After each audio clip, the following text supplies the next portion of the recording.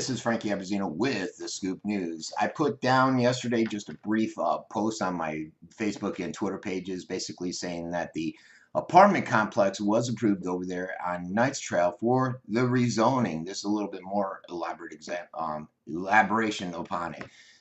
Basically, they approved this complex, which is going to bring about 510 apartments to this area. It's going to be 5 or 6 story buildings.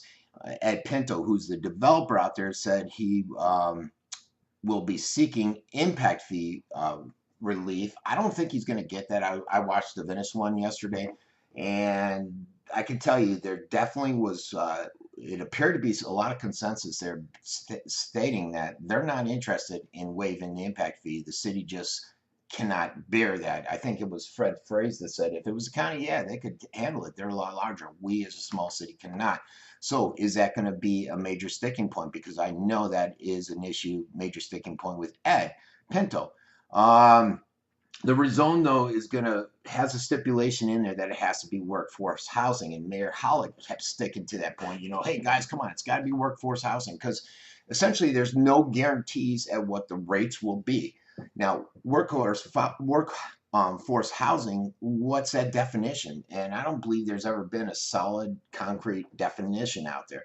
You have some Sarasota County city in the different cities where you come up and say, okay, basically workforce housing is someone making $72,000.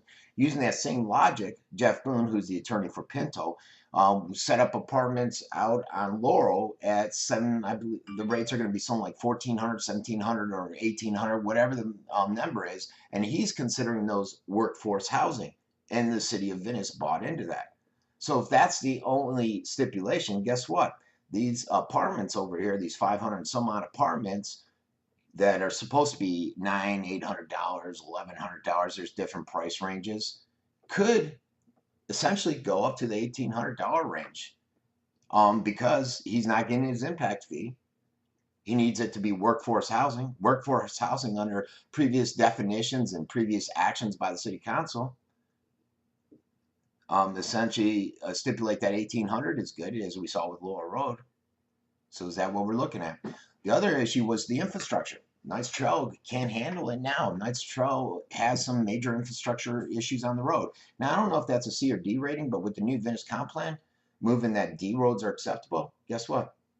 This is where it will impact it. Because now this road, if it is a C or if it is a D, guess what? With that new proposed comp plan, a D road is acceptable, and they won't have to make any changes to that.